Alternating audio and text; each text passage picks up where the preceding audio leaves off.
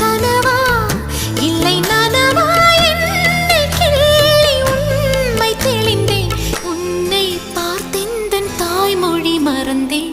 கண்ணாளனே எனது கண்ணை நேற்றோடு காணவில்லை.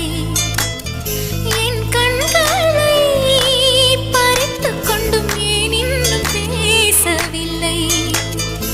ஆளான ஒரு செய்தி அறியாமலே அலைபாயும் சிறு